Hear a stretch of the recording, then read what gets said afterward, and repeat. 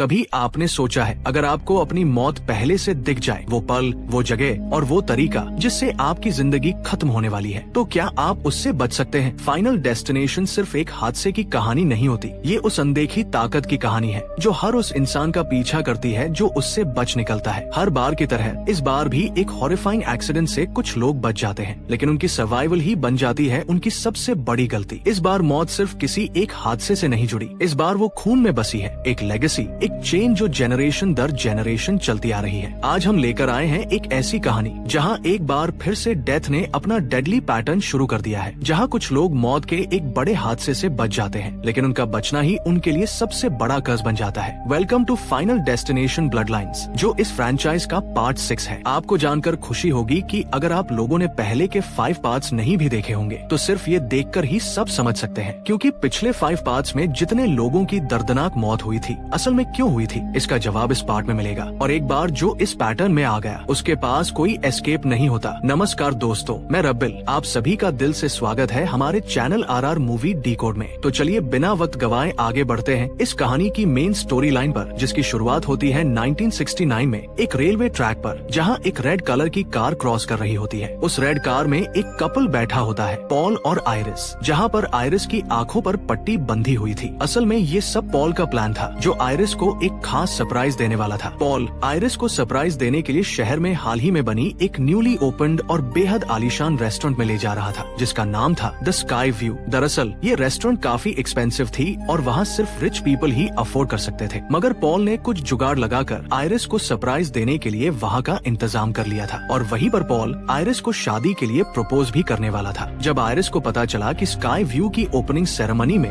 वे दोनों हिस्सा लेने वाले हैं, तो वो काफी खुश नजर आने लगी थी। मगर आयरिस के मन ही मन न जाने क्यों एक डर पैदा हो गया। ऐसा लग रहा था जैसे कुछ अनहोनी होने वाली है। इसीलिए आयरिस रेस्टोरेंट के कैंपस में तो एंटर करती है, मगर उस अनजान डर की वजह से अपनी चारों ओर हो रही हर एक्टिविटी को गौर से नोटिस करने लगती है। वहीं पर एक छोटा सा लड़का, जो देखने में ही काफी अनोइंग लग रहा था, वो फाउंटेन में से कॉइन्स निकालने लगता है। ये देखकर पास में मौजूद सिक्योरिटी गार्ड्स उसे मना करते हैं, ऐसा मत किया करो, इसे बैड लक माना जाता है। ऐसी मान्यता हमारे देश में भी है, जैसे लोग पेड़ में धागा बांधने से शगुन होता है और उसे खोल देने से अपशगुन, उसी तरह अमेरिकन कल्चर में भी पॉन्ड से कॉइन निकालना अशुभ माना जाता है। लेकिन ये बात उस खुराफाती लड़के को कहाँ समझ में आने वाली थी। उसने इस बात को इग्नोर करते हुए कॉइन्स को उठा ही लिया। इसे देखकर आयरिस और भी डरने लगी। उसके माइंड में धीरे धीरे एक तरह के इंट्यूशंस आने लगे कि कुछ तो गलत होने वाला है।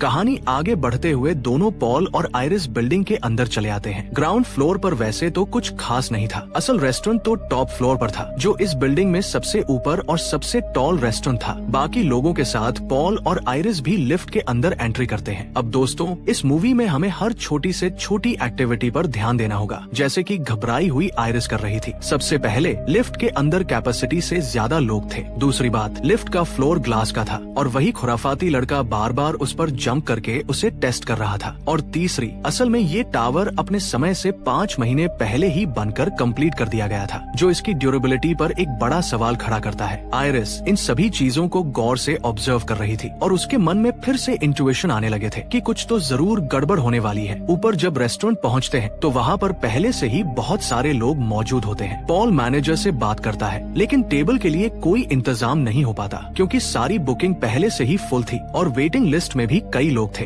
ये सुनकर पॉल थोड़ा एम्बेरस्ड महसूस करता है, मगर आयरिस पहले से ही नर्वस थी और अब वो ज्यादा देर तक वहाँ रुकने के मूड में नहीं थी। फिर आयरिस पॉल के सूट पर गुलाब का एक फूल रख देती है ताकि वो देखने में परफेक्ट लगे, मगर उसी फूल के कांटे आयरिस की उंगलियों में चुभ जाते हैं और वहाँ से खून निकलने लगता है। आयरिस इसे भी एक और नेगेटिव साइन मान लेती है। तभी अचानक आयरिस को वॉमिटिंग जैसा फील होने लगता है। वो तुरंत लेडीज रूम की तरफ भागती है। रास्ते में आयरिस नोटिस करती है कि रेस्टोरेंट का ज्यादातर फ्लोर ग्लास का बना हुआ है, जिस पर बाकी मौजूद लोग ध्यान नहीं दे रहे थे और म्यूजिक पर झूमते हुए डांस कर रहे थे। आयरिस को ये सब देखकर एक अजीब सा अनईजी फीलिंग होने लगती है। उसी वक्त किसी ने शैंपेन की बोतल ओपनर खोली और वो ओपनर जाकर ऊपर लटक रहे शैंडलियर से टकरा गई। टकराने के बाद उसी शैंडलियर का एक नुकीला हिस्सा टूटकर नीचे ग्लास फ्लोर पर गिर जाता है। हालांकि ये किसी ने नोटिस नहीं किया, लेकिन उस नुकीले हिस्से के गिरने से ग्लास फ्लोर पर एक माइनर क्रैक आ जाता है। इधर आयरिस अभी भी वॉमिटिंग फील कर रही थी, तो वो तेजी से लेडीज वॉशरूम की तरफ दौड़ जाती है। शायद आयरिस कभी इतनी ऊंचाई पर नहीं आई थी, या फिर इसका एक कारण ये भी हो सकता है कि आयरिस प्रेग्नेंट थी। थी। वॉशरूम के अंदर आयरिस की मुलाकात एक औरत से होती है जो रेस्टोरेंट की म्यूजिक टीम का हिस्सा थी। उस लेडी का अपना एक बच्चा भी था। आयरिस की हालत देखकर उस औरत को तुरंत अंदाजा हो जाता है कि आयरिस प्रेग्नेंट है। आयरिस ये बात मान तो लेती है, लेकिन उसके चेहरे पर डर साफ नजर आता है। शायद वो इस बात को पॉल से छुपा रही थी, क्योंकि उसे लग रहा था कि अगर उसने ये बात बता दी तो शायद पॉल नाराज हो जाएगा या माहौल बिगड़ जाएगा। वॉशरूम से बाहर निकलकर आयरिस वापस पॉल के पास जाती है। पॉल आयरिस की हालत देखकर समझ जाता है कि शायद वो इस भीड़ भाड़ और शोर से सफोकेट महसूस कर रही है, इसलिए वो उसे लेकर रेस्टोरेंट की सबसे ऊपर वाली फ्लोर पर जाता है। वहाँ स्काईलाइन व्यू के बीच एक खूबसूरत इमोशनल पल आता है, जहाँ आयरिस और पॉल एक दूसरे के और करीब आ जाते हैं। आयरिस उसे अपनी प्रेगनेंसी के बारे में बताती है। जैसा कि उसे डर था वैसा कुछ नहीं होता। पॉल न गुस्सा करता है न घबराता है, बल्कि उसकी आंखों में एक सच्ची खुशी होती है। वो आयरिस को गले लगाता है और उस पल को पूरी तरह अपना बना लेता है। लेकिन दोस्तों, फाइनल डेस्टिनेशन की दुनिया में जब जिंदगी सबसे ज्यादा परफेक्ट लगती है, तभी मौत सबसे ज्यादा नजदीक होती है। इसी बीच वही शरारती बच्चा ऊपर ही मौजूद था और अब उसने फाउंटेन से निकाले हुए कॉइन्स को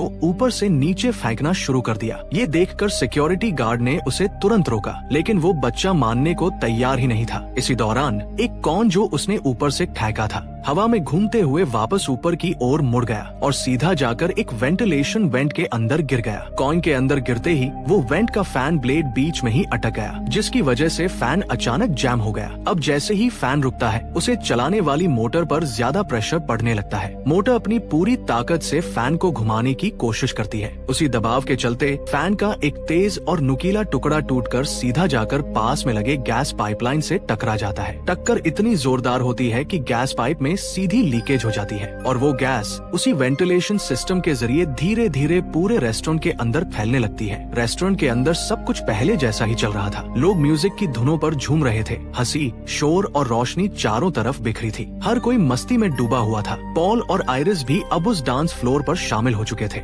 लेकिन कुछ मिनट पहले जो शैंडलियर का नुकीला हिस्सा गिरकर ग्लास फ्लोर में माइनर क्रैक्स ले आया था, अब वही दरारें धीरे धीरे बढ़ने लगी थी। टॉप फ्लोर जिस सपोर्ट स्ट्रक्चर पर टिका हुआ था, उसके नट बोल्ट्स भी प्रेशर की वजह से ढीले होने लगे थे। इसी दौरान आयरिस को फिर से एक अजीब सा इंट्यूशन हुआ। उसका दिल तेजी से धड़कने लगा, जैसे कोई अनदेखा खतरा उसके बेहद करीब आ रहा हो। और फिर वो पल आया। अचानक ग्लास फ्लोर जोर से क्रैक करता है और देखते ही देखते एक एक करके टुकड़ों में टूटने लगता है। एक भयानक हादसा शुरू हो चुका था। पॉल कुछ सेकंड के लिए लेड से लटकता है। आयरिस उसे बचाने की कोशिश करती है, मगर पॉल का हाथ फिसल जाता है और फिर पॉल सीधे नीचे गिरता है। एक भयंकर दर्दनाक मौत। पूरा रेस्टोरेंट एक झटके में चीखों और अफरातफरी से भर जाता है। लोग जान बचाने के लिए इधर उधर दौड़ने लगते हैं। आयरिस भी उस भगदड़ में शामिल हो जाती है। इसी भागम भाग में एक लेडी घबराहट में एक कुकमैन से टकरा जाती है और उसके कपड़ों में आग लग जाती है। बदकिस्मती से वो जलती हुई औरत सीधी उस वेंटिलेशन डक्ट की तरफ दौड़ती है, जहाँ से गैस लीक हो रही थी। और फिर एक जोरदार एक्सप्लोजन पूरी बिल्डिंग को हिला देता है। हर तरफ आग, धुआं, टूटती हुई छतें और गिरते हुए लोग। बचने की अब कोई उम्मीद नहीं थी। कुछ लोग एलिवेटर से नीचे भागने की कोशिश करते हैं, मगर कैपेसिटी से ज्यादा लोग उस लिफ्ट में चढ़ गए थे। अचानक लिफ्ट गिरती है और वहाँ भी मौत अपने साए में सबको ले जाती है। नीचे तक वही शरारती बच्चा भी आ चुका था, जिसकी एक नादानी से ये सारा खर्च शुरू हुआ था। उसे कुछ पल के लिए लगा कि शायद वो बच गया है, मगर तभी एक भारी पियानो ऊपर से गिरता है और वही बच्चा उसी जगह पर मौत का शिकार बन जाता है। उसी वक्त वही कॉइन जो उसने फेंका था फिर से हवा में घूमकर सीधा फाउंटेन में गिर जाता है, जैसे मौत ने अपना सर्कल पूरा कर लिया हो। अब कहानी फिर से लौटती है टॉप फ्लोर की ओर, जहां आयरिस किसी तरह से बची हुई थी और साथ में था वही म्यूजिक टीम वाली औरत का छोटा बच्चा।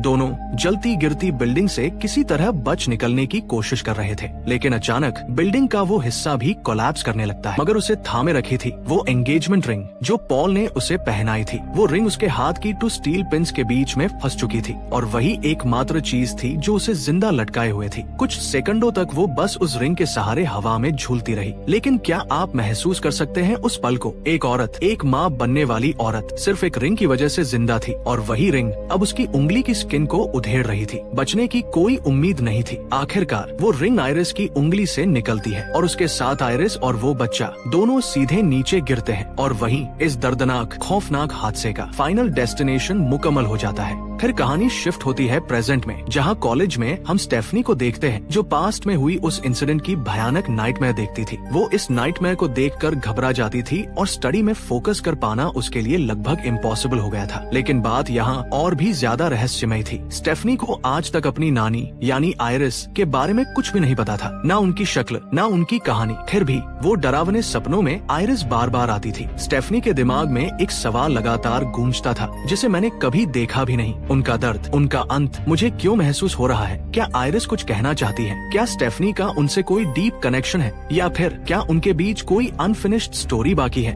स्टेफनी के मन में बहुत सारे सवाल थे जो उससे जानने के लिए अगले ही दिन स्टेफनी अपने घर चली आती है, जहाँ पर स्टेफनी के फादर मार्टिन और उनका ब्रदर चार्ली रहते थे। स्टेफनी की माँ डार्लिन यानी आयरिस की बेटी 10 साल की उम्र में ही उन लोगों को छोड़कर कहीं चली गई थी। घर आके स्टेफनी अपने फादर मार्टिन से आयरिस यानी नानी के बारे में पूछती है, जो मार्टिन आयरिस के बारे में ज्यादा कुछ नहीं बताते। इसलिए स्टेफनी अपने ब्रदर चार्ली के साथ मामा हावर्ड के घर आती है, जहाँ पर स्टेफनी की मामी और कजिन एरिक, बॉबी और जूलिया एक साथ रहते हैं। स्टेफनी अपनी मामा हावर्ड, मामी और कजिन से मिलती है और हावर्ड से अपनी नानी यानी आयरिस और सपने में देखे गए उस भयानक इंसिडेंट के बारे में पूछती है। लेकिन हावर्ड स्टेफनी को ये कहकर हैरान कर देते हैं कि असल में ऐसा कोई इंसिडेंट कभी हुआ ही नहीं था। ये सुनकर स्टेफनी बिल्कुल चौंक जाती है। जो चीज कभी हुई ही नहीं वो उसके सपनों में बार बार क्यों आ रही है? तभी हावर्ड उसे समझाते हैं कि असल में आयरिस का दिमागी संतुलन खो चुका था। उन्हीं हालातों में उसने खुद को और बाकी सभी फैमिली मेंबर्स को एक तरह से बंदी बनाकर रखने की कोशिश की थी। इसी वजह से आयरिस के बच्चों को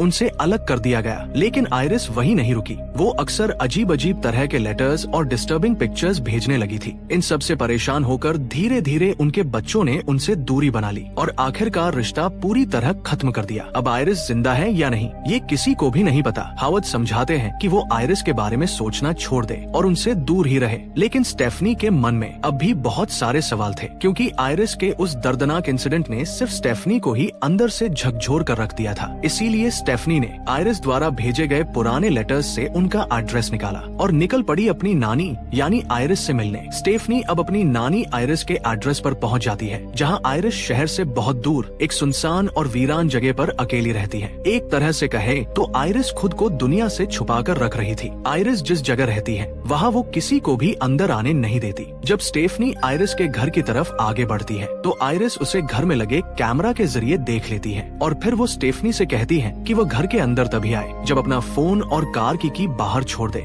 आयरिस ऐसा इसलिए कहती है क्योंकि वो फाइनल डेस्टिनेशन वाली दर्दनाक मौत को अच्छे से जानती है। कहानी आगे बढ़ती है और हमें दिखाया जाता है कि स्टेफनी अपनी नानी आयरिस से पहली बार आमने सामने मिलती है। यहाँ पर आयरिस रिवील करती है वो इंसिडेंट जिसे स्टेफनी बार बार सपने में देख रही थी असल में कभी हुआ ही नहीं था। दरअसल जिस दिन आयरिस पॉल के साथ स्काई व्यू टावर में गई थी उस दिन आयरिस को एक आने वाले हादसे की पहले से ही आभास हो गई थी। उस प्रेमोनिशन की वजह से आयरिस ने खतरे का एहसास करके वहाँ मौजूद सभी लोगों को रेस्टोरेंट से पहले ही बाहर निकाल लिया था और सबकी जान बचा ली थी। लेकिन ये बात डेथ यानी इस कहानी की असली एंटिटी को बिल्कुल पसंद नहीं आई। इस मूवी के यूनिवर्स में डेथ खुद एक कॉन्शियस पावर है जो हर उस इंसान को क्लेम करना चाहती है जिसकी मौत पहले से तय हो चुकी हो। तो डेथ के हिसाब से उस दिन रेस्टोरेंट में जितने लोग थे उन्हें सबको मर जाना चाहिए था, मगर जब आयरिस ने उन्हें बचा लिया तो डेथ ने अपना खेल शुरू किया। पिछले 5 पार्ट्स की तरह यहाँ भी डेथ ने एक एक करके सभी को अलग अलग तरीकों से टारगेट करना शुरू किया। और सबसे खास बात, जब आयरिस ने उन लोगों को बचा लिया तो उसने डेथ के प्लान को चीट किया और इसी वजह से डेथ अब उसकी ब्लड लाइन्स के पीछे पड़ी हुई है। आयरिस को भी डेथ ने कई बार मारने की कोशिश की लेकिन हर बार वह बच निकलती गई। सबसे पहले उसके हस्बैंड पॉल की डेथ हुई और फिर एक एक करके सब पर मुसीबत आई। कई सालों तक रिसर्च करने के बाद आयरिस ने एक डिटेल्ड बुक लिखी जिसमें ये बताया गया कि कैसे डेथ किसी भी फैमिली के मेंबर को क्लेम कर सकती है। इसी वजह से आयरिस अक्सर अपने परिवार को लेटर्स भेजकर उन्हें वार्निंग देती थी, सावधान रहने के लिए कहती थी। ये सब सुनकर स्टेफनी परेशान हो जाती है। आयरिस स्टेफनी को वो बुक देना चाहती थी ताकि वह अपने परिवार को बचा सके, लेकिन स्टेफनी उसे गंभीरता से नहीं लेती और वहाँ से निकल जाती है। आयरिस घर के बाहर नहीं जा सकती थी क्योंकि अगर उन्होंने घर के बाहर कदम रखा तो डेथ उन्हें तुरंत मार देगी। फिर भी अपनी ब्लड लाइन्स को बचाने के लिए आयरिस ने हिम्मत दिखाई और घर के बाहर निकल आई। उन्होंने स्टेफनी को वो बुक देते हुए कहा, तुम्हें विश्वास नहीं है ना जो मैं कह रही हूँ। ये कहकर आयरिस स्टेफनी से कहती है कि वो थोड़ा दूर हो जाए, और जैसे ही स्टेफनी कुछ कदम दूर होती है, एक नुकीली रॉड अचानक आकर आयरिस के सिर पर गिरती है। एक पल में आयरिस की वही फाइनल डेस्टिनेशन वाली दर्दनाक मौत हो जाती है। लेकिन सबसे डरावनी बात ये थी कि ये मौत इतनी सडन और टेरिफाइंग थी कि हर कोई उसे देख भी नहीं सकता। स्टेफनी ने जब ये सब अपनी आंखों से देखा तो वो शौक में चिल्लाने लगती है। कहानी आगे बढ़ते हुए हम देखते हैं कि आयरिस की फ्यूनरल हो रही थी और उनकी सभी फैमिली मेंबर्स वहाँ पर मौजूद थी। साथ ही स्टेफनी की मदर डार्लिन भी वापस आ गई थी। हालांकि डार्लिन के फिर से लौट आने से स्टेफनी ज्यादा खुश नहीं थी, क्योंकि बचपन में ही डार्लिन ने स्टेफनी और चार्ली को छोड़कर हमेशा के लिए घर छोड़ दिया था। अगले ही दिन स्टेफनी अपने घर पर अकेली थी, जबकि बाकी सभी लोग हावर्ड के घर पर हो रही पार्टी में शामिल थे। हावर्ड के घर में सब बेहद खुश थे, क्योंकि डार्लिन भी अब वापस लौट आई थी। तो सबने मिलकर एक साथ पार्टी करने का प्लान बना लिया। घर में स्टेफनी बिल्कुल अकेली थी। अचानक उसे आयरिस की बात याद आने लगती है और इसी के साथ स्टेफनी थोड़ा अलर्ट भी हो जाती है। फिर वो आयरिस की दी हुई उस किताब को देखने लगती है। जैसे ही वो किताब खोलती है, उसकी नजर सबसे पहले उस कॉर्न पर जाती है जिसकी वजह से उस दिन बड़ा हादसा होने वाला था। किताब के अंदर उन तमाम घटनाओं की डिटेल्ड एक्सप्लेनेशन दी गई होती है कि किस तरह कार से लकड़ी ले जा रहे ट्रक से और कैसे कैसे लोग एक एक करके डेथ द्वारा क्लेम किए जाते हैं। यहीं पर एक प्लेन का जिक्र भी आता है जो फाइनल डेस्टिनेशन 1 में था, जहां सबकी मौत एक भयानक प्लेन एक्सीडेंट से हुई थी। फाइनल डेस्टिनेशन फ्रेंचाइज को सही से समझने के लिए हमें सबसे पहले एक बात जान लेनी चाहिए। इस सीरीज की पहली 5 मूवीज में जितने भी लोगों की दर्दनाक मौतें हुई थी, चाहे वो किसी भी तरीके से हुई हो, उन सभी एक्सीडेंट्स की शुरुआत 1969 से हुई थी और उस सिग्नल का एहसास सबसे पहले आयरिस को हुई थी। दरअसल हुआ ये था कि 1969 के एक दिन स्काई व्यू रेस्टोरेंट में जितने भी लोग मौजूद थे, उन सभी की मौत डेथ ने पहले से ही लिख दी थी।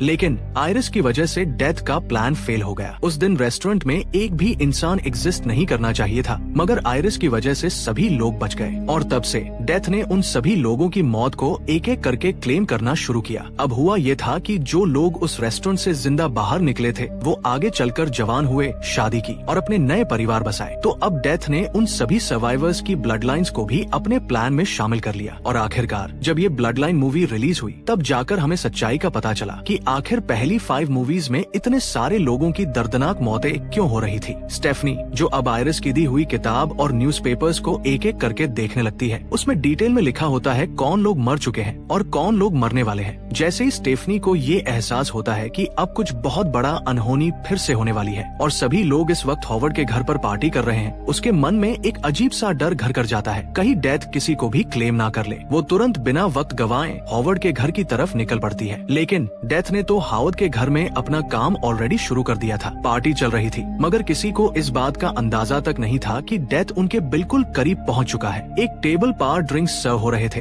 और आइस क्यूब्स के साथ एक ड्रिंक के अंदर ग्लास का एक तेज नुकीला टुकड़ा भी घुल रहा था, बिना किसी को पता चले। वहीं दूसरी तरफ बॉबी और चार्ली ट्रैम्पोलिन पर मस्ती कर रहे थे, लेकिन ट्रैम्पोलिन धीरे धीरे किनारे से फटना शुरू हो चुका था और उसके ठीक नीचे एक गार्डन टूल पड़ा हुआ था। डार्लिन की नजर अचानक उस टूल पर पड़ जाती है और वो तुरंत जाकर उसे हटा देती है। एक बड़ी मौत टल जाती है, मगर डेथ का प्लान अभी खत्म नहीं हुआ था। तभी वहाँ पर स्टेफनी पहुँच जाती है, चेहरा घबराया हुआ, मगर तब तक बहुत देर हो चुकी थी। डेथ ने ऑलरेडी किसी एक को क्लेम कर लिया था। पार्टी के दौरान एक बियर बॉटल जमीन पर गिरती है और उसका नेक गार्डन के कोने में पड़े एक वाटर पंप को एक्टिवेट कर देता है। वाटर पंप के चलने से एक लंबी सी पाइप में तेज प्रेशर से पानी भरने लगता है। पाइप हिलती है और एक एक करके गार्डन टूल्स अपने आप गिरने लगते हैं। हावर्ड ट्रैम्पोलिन से नीचे उतरते हैं स्टेफनी को देखकर, मगर जैसे ही वो जमीन पर कदम रखते हैं, वही ग्लास का टुकड़ा उनके पैर में गहराई तक घुस जाता है। हावर्ड दर्द से चीखते हैं और लड़खड़ाते हुए गिर जाते हैं। तभी पाइप की हलचल एक और टूल को गिराती है, जो जाकर एक ग्रास कटर मशीन को टच करती है और मशीन तुरंत ऑन हो जाती है और तेजी से घूमती हुई हावर्ड की तरफ बढ़ जाती है। हावर्ड अभी संभल भी नहीं पाते कि ग्रास कटर मशीन सीधा उनके फेस पर चढ़ जाती है। हावर्ड वहीं पर एक बहुत दर्दनाक मौत का शिकार हो जाते हैं।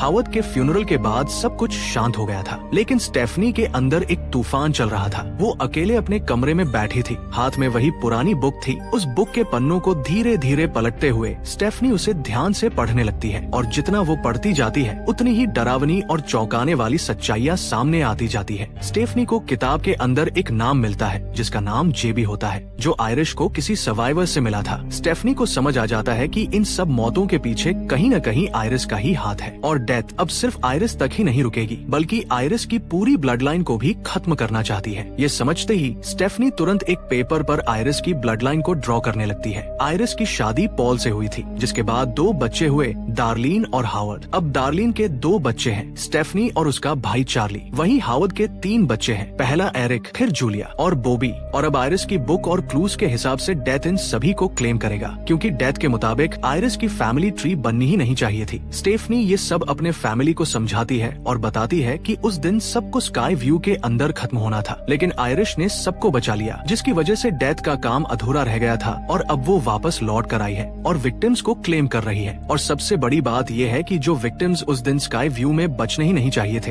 अब उन्होंने फैमिली शुरू कर ली है, तो अल्टीमेटली ये फैमिली ट्री कभी होना ही नहीं चाहिए था। इसी चलते डेथ उन लोगों को भी क्लेम कर रही है। अब डेथ जो है आयरिश की ब्लड लाइन्स को भी, यानी हम लोगों को भी खत्म कर रही है और ये सब कुछ ऑर्डर के हिसाब से ही चलेगा। तो सबसे पहले ओल्ड एज यानी कि सबसे बड़ा हावर्ड खत्म हुआ और अब बचे हैं उसके बेटे एरिक, उसके बाद जूलिया और आखिरी में बॉबी, फिर उसके बाद हावर्ड की बहन डार्लिन, उसके बाद उनकी बेटी स्टेफनी यानी वो खुद, और अंत में चार्ली। लेकिन अब उसकी बातों पर कोई विश्वास नहीं करता, सभी उसे आयरिश की तरह पागल समझने लगते हैं, जिससे स्टेफनी काफी परेशान हो जाती है। उसी रात हम एरिक को देखते हैं अपने टैटू पार्लर में। उसने उस रात अपने पिता के प्यार में अपने हाथ में टैटू बनवा रहे थे। तभी वहाँ पर टेबल में से म्यूजिक की बेस की वजह से एक केमिकल जमीन पर गिर जाता है। साथ में सीलिंग में लगी हुई एक चैन टूटकर एरिक की नाक की रिंग से फंस जाती है। एरिक को निकालने में काफी मुश्किल हो जाती है। तब तक फ्लोर पर केमिकल की बोतल गिरने से पूरे पार्लर में आग लग जाती है। अगले सुबह स्टेफनी चार्ली के साथ एरिक को बचाने निकल जाते हैं, क्योंकि डेथ का अगला टारगेट एरिक होने वाला है और स्टेफनी को एरिक की जान को खतरा महसूस हो रहा था। स्टेफनी जब चार्ली के साथ हावर्ड के घर पहुँचते हैं, तब उन लोगों ने एरिक को देख लिया, यानी कि एरिक कल रात वहाँ से बच निकला था।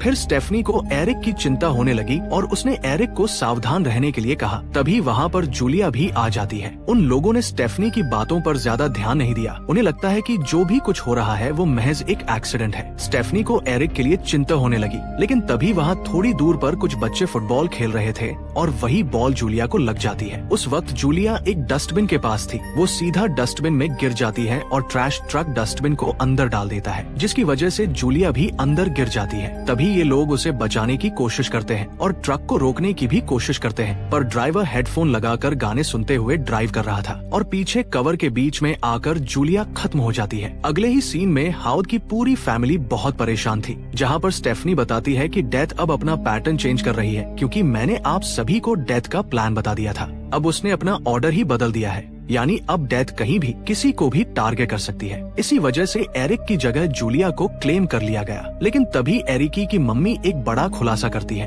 वो बताती है कि एरिक उस रात बचा कैसे, उसकी असली वजह कुछ और है। असल में एरिक हावर्ड का बेटा है ही नहीं। एरिक की मम्मी बताती है कि पहले उनका किसी और के साथ अफेयर था और उसी वजह से एरिक का जन्म हुआ था, यानी कि एरिक आयरिश की ब्लड लाइन्स में आता ही नहीं है। ये सुनकर एरिक बहुत ज्यादा गुस्सा करने लगता है। अब बारी है जूलिया के बाद बॉबी की। स्टेफनी कहती है कि अब हमें बॉबी को बचाना होगा। अब स्टेफनी सबको बताती है कि आयरिश की उस किताब में सब कुछ मैथ के फॉर्मूले की तरह समझाया गया है कि डेथ से कैसे बचा जा सकता है, लेकिन अभी उन्हें जेबी को भी ढूंढना होगा। तभी डार्लिन कहती है कि आयरिश के लिखे हुए एक लेटर से पता चला था कि जेबी एक हॉस्पिटल में काम करता है। फिर सभी लोग उस हॉस्पिटल की तरफ निकलते हैं और बॉबी को भी साथ लेकर जाते हैं ताकि उसे सेफ रखा जा सके। आखिरकार जब वो लोग हॉस्पिटल पहुंचते हैं तो उनकी मुलाकात जेबी से होती है और यहीं पर एक बहुत बड़ा सच सामने आता है। रिवील होता है कि जेबी वही है जो उस दिन स्काई व्यू रेस्टोरेंट में मौजूद म्यूजिक टीम की एक लेडी का छोटा सा बच्चा था, जो उस भयानक हादसे में किसी तरह बच गया था।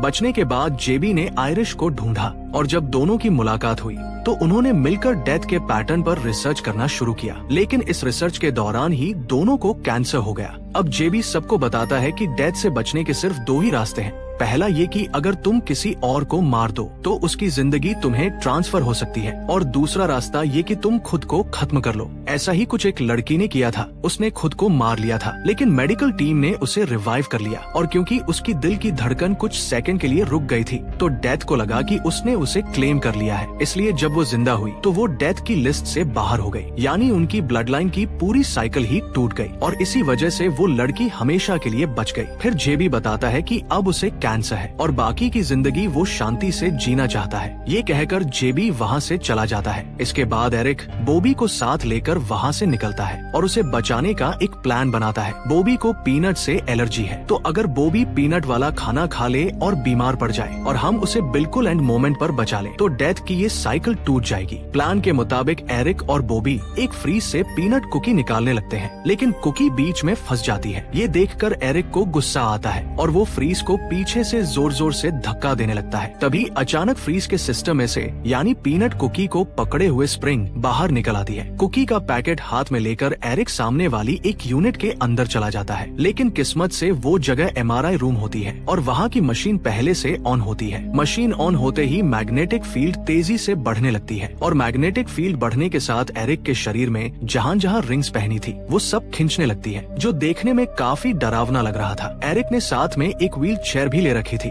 ताकि बॉबी जब पीनट कुकीज खाकर बीमार पड़े तो उसे उस पर बैठाकर मेडिकल केयर दी जा सके। लेकिन मैग्नेटिक फील्ड के लगातार बढ़ने से पूरा रूम जानलेवा बन जाता है। एक एक करके लोहे की हर चीज एमआरआई मशीन की तरफ खींचने लगती है और आखिरकार एरिक भी उस चेयर के साथ जबरदस्त ताकत से मशीन में खिंच जाता है, जहां उसी पल उसकी दर्दनाक मौत हो जाती है। अब यहाँ पर सवाल ये उठेगा कि एरिक तो हावर्ड या आयरिश की ब्लड लाइंस में आता नहीं, तो उसे डेथ ने क्लेम क्यों किया? इसका जवाब ये है कि एरिक को डेथ ने कभी क्लेम करने वाला नहीं था, मगर उसने बॉबी को बचाना चाहा। सीधे तौर पर आयरिश की तरह एरिक ने भी डेथ के साथ चीट करने की कोशिश की थी, जिसकी वजह से एरिक को भी क्लेम कर लिया गया। एरिक के खत्म होने के बाद बॉबी वहीं पर गिर पड़ा। उसकी तबीयत बिगड़ने लगी क्योंकि उसने तब तक पीनट कुकीज खा लिए थे। वो जैसे तैसे खड़ा ही हुआ था, लेकिन तभी वहाँ पर एक नर्स दरवाजा खोलते हुए अंदर आ गई। दरवाजा खुलते ही स्ट्रॉन्ग मैग्नेटिक फील्ड की वजह से फ्रीज का जो स्प्रिंग बाहर निकल चुका था वो सीधे एमआरआई मशीन की तरफ खिंच गया और वही स्प्रिंग बॉबी के सिर को चीर देता है। यही बॉबी की भी जान चली जाती है। ये सब कुछ देखने के बाद स्टेफनी बहुत ज्यादा परेशान हो जाती है। उसे पूरी तरह समझ आ जाता है कि अगर मौत के साथ जरा सी भी छेड़छाड़ की जाए तो अंजाम और भी ज्यादा खतरनाक हो सकते हैं। बॉबी के खत्म होने के बाद अगला निशाना था डार्लिन। अगर डार्लिन को भी मौत ने क्लेम कर लिया तो स्टेफनी और उसका भाई चार्ली भी खत्म हो जाते। इसीलिए स्टेफनी आखिरी उम्मीद के तौर पर डार्लिन को लेकर आयरिश के घर चली जाती है, वही घर जहां आयरिश कई दशक तक जिंदा रही थी। गाड़ी में स्टेफनी और डार्लिन के साथ उसका भाई चार्ली भी मौजूद था।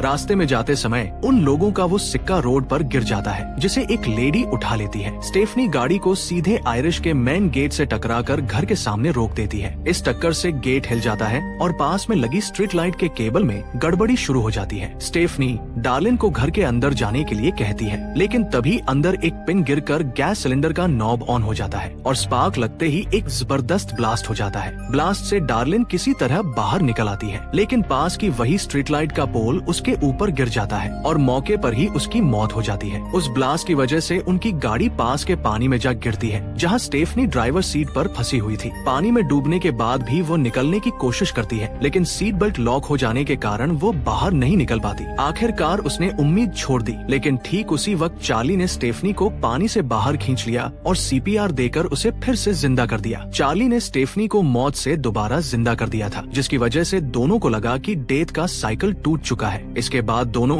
डार्लिन की मौत पर गहरे दुख में डूब गए। अगले ही सीन में हम देखते हैं कि चार्ली अपनी गर्लफ्रेंड के घर जाता है और उसके साथ स्टेफनी भी गई होती है। वहीं पर वो लेडी जिसने उस चिक्के को उठाया था कुछ सामान ले रही होती है और उसके पास वो चिक्का स्लिप होकर रेलवे ट्रैक पर फंस जाता है, जो कि एक काफी अलार्मिंग बात है। यानी सिचुएशन अभी भी सुधरी नहीं है। मैंने आपको पहले ही कहा था कि इस चिक्के को याद रखना, क्योंकि आने वाले तमाम हादसे इसी चिक्के की वजह से होंगे और एंड में भी यही होगा। यहाँ पर स्टेफनी और चार्ली को एक डॉक्टर मिलता है जो कहता है कि स्टेफनी उस दिन सिर्फ बेहोश हुई थी, मरी नहीं थी। डेथ का मतलब होता है कि दिल की धड़कन पूरी तरह रुक जाना और उसके बाद रिजेनरेट किया जाए। तब माना जाता है कि साइकिल खत्म हो गया। असल में उन लोगों ने डेथ के साथ कभी चीट किया ही नहीं था। ये सुनकर स्टेफनी और चार्ली परेशान हो जाते हैं क्योंकि उन्हें लगा था कि डेथ का साइकिल खत्म हो चुका है, लेकिन ऐसा नहीं हुआ। वो अभी भी जारी था। उन्हें समझ आ जाता है कि डेथ उनके बहुत करीब है। दोनों को एहसास होने लगता है कि फिर से अनहोनी होने वाली है। तभी रेलवे ट्रैक से ट्रेन आती है और जो चिक्का फंसा था उसकी वजह से ट्रेन ट्रैक से उतरकर सड़क पर आ जाती है। ये देखकर स्टेफनी और चार्ली भागने लगते हैं और उन्हें लगता है कि वो बच जाएंगे, लेकिन ऐसा नहीं होता। ट्रेन में जो बड़े बड़े लकड़ियां लदी थी वो ऊपर से उछल कर आकर दोनों को कुचल देती है। स्टेफनी और चार्ली वहीं एक साथ मर जाते हैं। आखिरकार डेथ ने बाकी लोगों के साथ साथ आयरिश की पूरी ब्लड लाइन्स को खत्म कर ही दिया और जो भी फैमिली उस हादसे से बच निकली थी उनकी ब्लड लाइन्स को भी लगातार खत्म करना जारी रखा। इस मूवी से हमें यकीन हो गया कि पिछले 5 पार्ट्स में जितने भी लोगों की डेथ हुई उसकी शुरुआत 1969 में स्काई व्यू रेस्टोरेंट में सबके बच जाने के कारण हुई थी। और मुझे लगता है कि ये एक तरह का डीमन कर्ज है जो डेथ को कंट्रोल कर रहा है। तो दोस्तों, ये थी फाइनल डेस्टिनेशन ब्लड लाइन की कहानी और इस तरह एक बार फिर डेथ ने साबित कर दिया